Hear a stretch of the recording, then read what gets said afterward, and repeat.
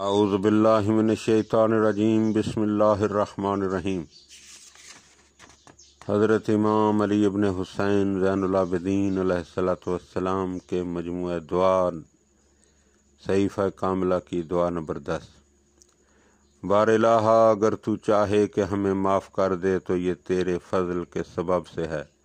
اور اگر تو چاہے کہ ہمیں سزا دے تو یہ تیرے عدل کی روح سے ہے۔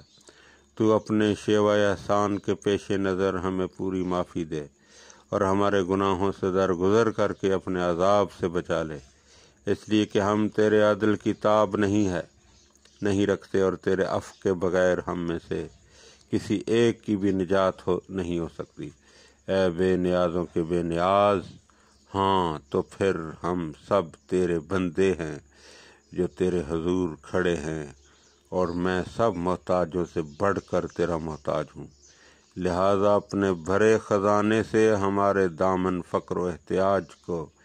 بھر دے، اور اپنے دروازے سے رد کر کے ہماری امیدوں کو قطع نہ کر، ورنہ جو تجھ سے خوشحالی کا طالب تھا وہ تیرے ہاں سے ہرما نصیب ہوگا، اور جو تیرے فضل سے بخشش و عطا کا خواستگار تھا وہ تیرے در سے محروم رہے گا۔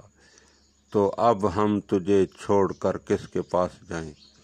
اور تیرا در چھوڑ کر کدھر کا رخ کریں؟ تو اس سے منزہ ہے کہ ہمیں ٹھکرا دے، جبکہ ہم ہی وہ عاجز و بے بس ہیں جن کی دعائیں قبول کرنا تو نے اپنے اوپر لازم قرار کر لیا ہے، اور وہ درد مند ہیں